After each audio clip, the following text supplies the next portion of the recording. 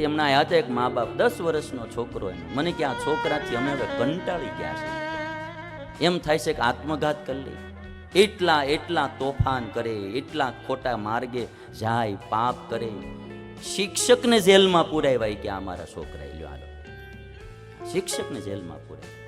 5 વાર તો મને કે સ્વામી આ છોકરો ભાગી ગયો. ક્યારેક મુંબઈના રેલવે સ્ટેશનથી પોલીસનો ફોન આવે, ક્યારેક કે સુરતના રેલવે સ્ટેશનેથી, અને હું લઈ આવું નથી. અટાણ સુધીમાં 5 વાર તો ભાગી ગયો. 15 વર્ષનો છોકરો, 10મું ભણતો હતો, 15 વર્ષનો છોકરો.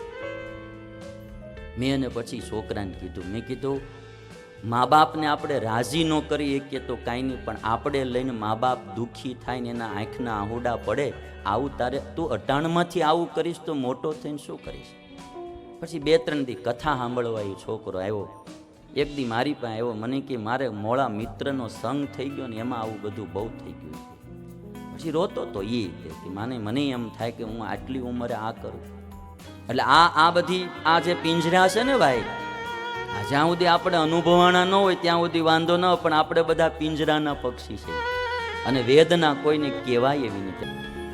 ઘણા બધા પક્ષીઓને મેં જે અનુભવ્યા છે, એટલે હું કહું વાલા ભક્તો કે આ પિંજરું છે ને, આ સંસારનું પિંજરું બહુ ભયંકર છે. એમાં આ શરીર રૂપી બંધન. એટલે અમારા ગુણાતીતાનંદ સ્વામી એક વાત કીધી કે કરોડ કામ બગાડીને મોક્ષ સુધારી લેવો. આ મનુષ્યના જન્મ અને 84 લાખ પ્રકારના જન્મમાં કેવલ મનુષ્ય જન્મમાં જ માણસ મુક્તિ મેળવી શકે. બાકી તો બાકીના બધા જન્મોમાં ખાવું પીવું જે કંઈ કરવાનું એને જ્ઞાન જ નથી.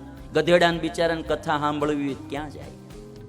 કૂતરાને મંદિરે જઈને દર્શન કરવા બિચારો ક્યાં કરે? ભૂંડણાને રામધૂન કરવી હોય ક્યાંથી કરી શકે? એ જન્મો તો કેવલ કર્મના ફળ ભોગવવા માટે જ છે. એક મનુષ્ય જન્મ છે કે જે ધર્મ, અર્થ, કામ અને મોક્ષ ચારેય પુરુષાર્થને મેળવી શકે. જે ધારે તે ચારેય પુરુષાર્થ મેળવી શકે એવો આ એક મનુષ્ય જન્મ છે.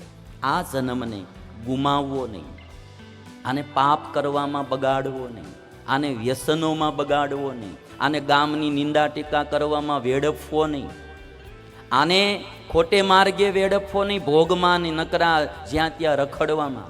આ જન્મ એટલો અમૂલ્ય જન્મ છે.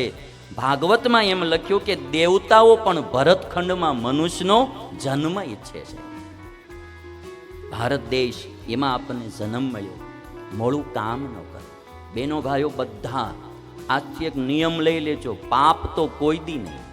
ચોરી નહીં, લૂંટ નહીં, દગાદુગી નહીં, ભેળસેળ નહીં. કરિયાણાની દુકાન ચલાવતા હો ચોખ્ખી આઈટમ જ ખવડાવવી બધાને. દૂધ વેચતા હો ચોખ્ખું દૂધ જ દેવાનું, પાણીવાળું નહીં. હા ભાઈ, જો મારે 80 રૂપિયા પોહાય, 80 રૂપિયા સિવાય હેઠે નહીં મળે. થાતું હોય એટલા રૂપિયા તમ તાર લઈ લો, પણ ચોખ્ખું આપો, ભેળસેળ વાળું નહીં. દેશભક્તિ ખાલી વોટ્સઅપમાં મેસેજ મોકલવામાં જ ન રહેવી જોઈએ, ડીલમાં પણ આવવી જોઈએ. દેશભક્તિ એટલે આપણે શું સમજીએ? આપણા દેશના લોકોના સ્વાસ્થ્ય બગડે એવું ન ખવડાવવું, એ પણ દેશભક્તિ જ છે ભાઈ. આપણા દેશના લોકોને છેતરીએ નહીં આપણે, એ પણ દેશભક્તિ છે. અહીંયા આટાણે તમને એમ લાગશે કે રૂપિયાવાળા થઈ ગયા, પણ એ ભૂકા બોલાવ્યા વિના રહે એટલે ખોટું કામ નહીં. અને હું મારી આ 50 વર્ષની જિંદગી ગઈ, મને એમ લાગે કે આપણે હારા દિલથી કામ કરીએ ને, આ લોકમાં સુખ તો સામે હાલીને ઢસડાતું આવે ભાઈ. એની માટે કઈ મહેનત ન કરવી પડે, ઢસડાતું આવે. સત્કર્મ માણા કરે દિલથી એટલે સુખ તો એની મેળે મળે. દુષ્કર્મનું ફળ દુઃખ અને સત્કર્મનું ફળ સુખ છે. અમુક તો એવા દર્દ હોય ને માણસોના, કહેવાય નહીં ને સેવાય નહીં, કહી શકાય નહીં કોઈની આગળ. અમુક વેદનાઓ સંસારમાં એવી હોય, નો કોઈને કહી શકાય, નો સહન કરી શકાય. નજીકના માણસો જ હેરાન કરતા હોય, નજીકના માણસો જ અવળા ચાલતા હોય, શું કરે? દીકરો જ ખોટે માર્ગે ચડ્યો હોય, મા બાપ શું કરે? મારી પાસે હમણાં આવ્યા હતા એક મા બાપ, 10 વર્ષનો છોકરો. મને કે આ છોકરાથી અમે હવે કંટાળી ગયા છે, એમ થાય છે કે આત્મઘાત કરી લે. એટલા તોફાન કરે, એટલા ખોટા માર્ગે જાય, પાપ કરે. શિક્ષકને જેલમાં પુરાવ્યા કે આ મારા છોકરા લ્યો હાલો, શિક્ષકને જેલમાં પુરાવ્યા. 5 વાર તો મને કે સ્વામી આ છોકરો ભાગી ગયો. ક્યારેક મુંબઈના રેલવે સ્ટેશનથી પોલીસનો ફોન આવે, ક્યારેક કે સુરતના રેલવે સ્ટેશનેથી અને હું લઈ આવું કે અટાણ સુધીમાં 5 વાર તો ભાગી ગયો. 15 વર્ષનો છોકરો, 10મું ભણતો હતો, 15 વર્ષનો છોકરો. મેં એને પછી છોકરાને કીધું, મેં કીધું મા બાપને આપણે રાજી ન કરી શકીએ તો કાંઈ નહીં, પણ આપણે લઈને મા બાપ દુઃખી થાય ને એના આંખના આહુડા પડે, આવું તારે તું અટાણમાંથી આવું કરીશ તો મોટો થઈને શું કરીશ? પછી 2-3 દી કથા સાંભળવા એ છોકરો આવ્યો. એક દી મારી પાસે આવ્યો, મને કે મારે મોળા મિત્રનો સંગ થઈ ગયો ને એમાં આવું બધું બહુ થઈ ગયું. પછી રોતો તો એ કે મને એમ થાય કે હું આટલી ઉંમરે આ કરું. એટલે આ બધી આ જે પિંજરા છે ને ભાઈ, જ્યાં સુધી આપણે અનુભવાના ન હોય ત્યાં સુધી વાંધો ન હોય, પણ આપણે બધા પિંજરાના પક્ષી છે અને વેદના કોઈને કહેવાય એવી નથી. ઘણા બધા પક્ષીઓને મેં જે અનુભવ્યા છે, એટલે હું કહું વાલા ભક્તો કે આ પિંજરું છે ને, આ સંસારનું પિંજરું બહુ ભયંકર છે. એમાં આ શરીર રૂપી બંધન. એટલે અમારા ગુણાતીતાનંદ સ્વામી એક વાત કીધી કે કરોડ કામ બગાડીને મોક્ષ સુધારી લેવો.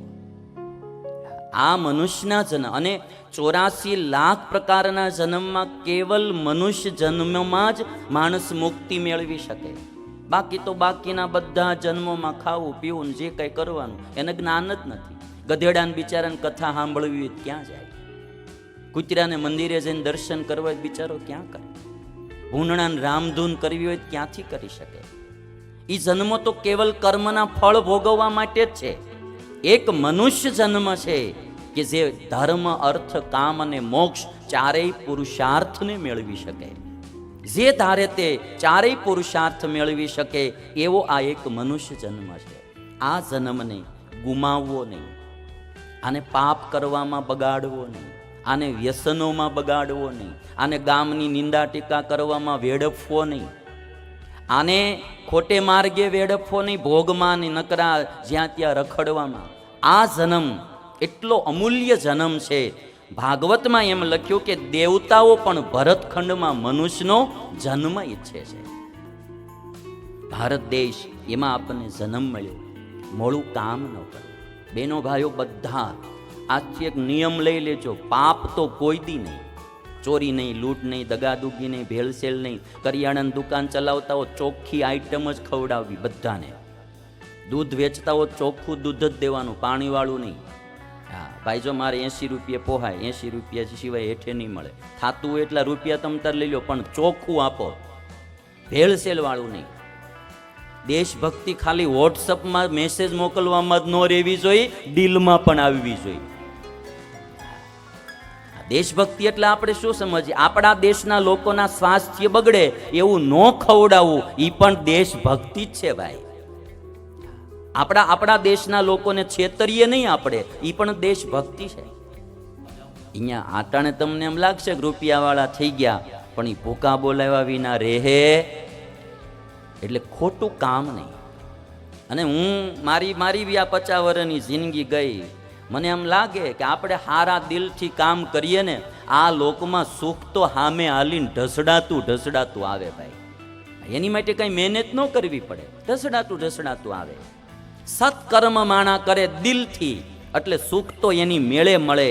દુષ્કર્મનું ફળ દુઃખ અને સત્કર્મનું ફળ સુખ છે. અમુક તો એવા દર્દ હોય ને માણસોના, કહેવાય નહીં ને સેવાય નહીં, કહી શકાય નહીં કોઈની આગળ. અમુક વેદનાઓ સંસારમાં એવી હોય, નો કોઈને કહી શકાય, નો સહન કરી શકાય. નજીકના માણસો જ હેરાન કરતા હોય, નજીકના માણસો જ અવળા ચાલતા હોય, શું કરે? દીકરો જ ખોટે માર્ગે ચડ્યો હોય, મા બાપ શું કરે? મારી પાસે એમના આવ્યા હતા એક મા બાપ, 10 વર્ષનો છોકરો. મને કે આ છોકરાથી અમે હવે કંટાળી ગયા છે. એમ થાય છે કે આત્મઘાત કરી લે. એટલા તોફાન કરે, એટલા ખોટા માર્ગે જાય, પાપ કરે. શિક્ષકને જેલમાં પુરાવ્યા કે આ મારા છોકરા લ્યો હાલો, શિક્ષકને જેલમાં પુરાવ્યા. 5 વાર તો મને કે સ્વામી આ છોકરો ભાગી ગયો. ક્યારેક મુંબઈના રેલવે સ્ટેશનથી પોલીસનો ફોન આવે, ક્યારેક કે સુરતના રેલવે સ્ટેશનેથી અને હું લઈ આવું કે અટાણ સુધીમાં 5 વાર તો ભાગી ગયો. 15 વર્ષનો છોકરો, 10મું ભણતો હતો, 15 વર્ષનો છોકરો. મેં એને પછી છોકરાને કીધું, મેં કીધું મા બાપને આપણે રાજી ન કરી શકીએ તો કાંઈ નહીં, પણ આપણે લઈને મા બાપ દુઃખી થાય ને એના આંખના આહુડા પડે, આવું તારે તું 18માંથી આવું કરીશ તો મોટો થઈને શું કરીશ? પછી 2-3 દી કથા સાંભળવા એ છોકરો આવ્યો. એક દી મારી પાસે આવ્યો, મને કે મારે મોળા મિત્રનો સંગ થઈ ગયો ને એમાં આવું બધું બહુ થઈ ગયું. પછી રોતો તો એ કે મને એમ થાય કે હું આટલી ઉંમરે આ કરું. એટલે આ બધી આ જે પિંજરા છે ને ભાઈ, જ્યાં સુધી આપણે અનુભવાના ન હોય ત્યાં સુધી વાંધો ન હોય, પણ આપણે બધા પિંજરાના પક્ષી છે અને વેદના કોઈને કહેવાય એવી નથી. ઘણા બધા પક્ષીઓને મેં જે અનુભવ્યા છે, એટલે હું કહું વાલા ભક્તો કે આ પિંજરું છે ને, આ સંસારનું પિંજરું બહુ ભયંકર છે. એમાં આ શરીર રૂપી બંધન.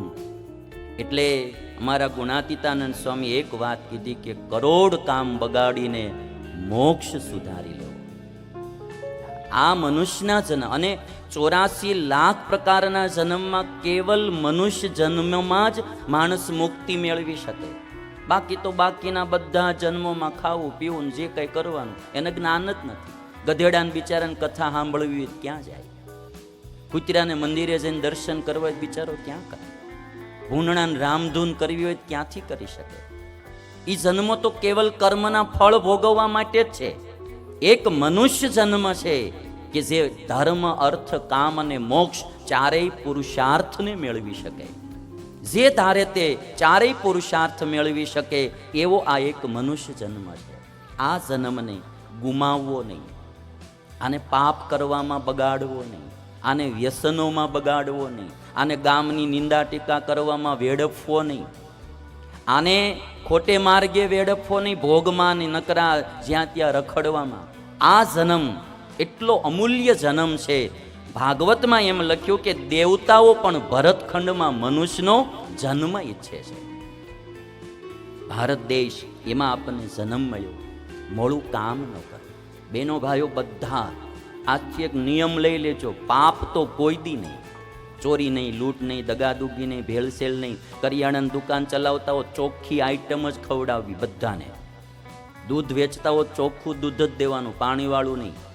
હા ભાઈ, જો મારે 80 રૂપિયા પોહાય, 80 રૂપિયા સિવાય હેઠે નહીં મળે. થાતું હોય એટલા રૂપિયા તમ તાર લઈ લો, પણ ચોખ્ખું આપો, ભેળસેળ વાળું નહીં. દેશભક્તિ ખાલી વોટ્સઅપમાં મેસેજ મોકલવામાં જ ન રહેવી જોઈએ, ડીલમાં પણ આવવી જોઈએ. દેશભક્તિ એટલે આપણે શું સમજીએ? આપણા દેશના લોકોના સ્વાસ્થ્ય બગડે એવું ન ખવડાવવું, એ પણ દેશભક્તિ જ છે ભાઈ. આપણા દેશના લોકોને છેતરીએ નહીં આપણે, એ પણ દેશભક્તિ છે. અહીંયા આટાણે તમને એમ લાગશે કે રૂપિયાવાળા થઈ ગયા, પણ એ ભૂકા બોલાવ્યા વિના રહે એટલે ખોટું કામ નહીં. અને હું મારી 50 વર્ષની જિંદગી ગઈ, મને એમ લાગે કે આપણે સારા દિલથી કામ કરીએ ને, આ લોકમાં સુખ તો સામે હાલીને ઢસડાતું આવે ભાઈ. એની માટે કઈ મહેનત ન કરવી પડે, ઢસડાતું આવે. સત્કર્મ માણા કરે દિલથી એટલે સુખ તો એની મેળે મળે.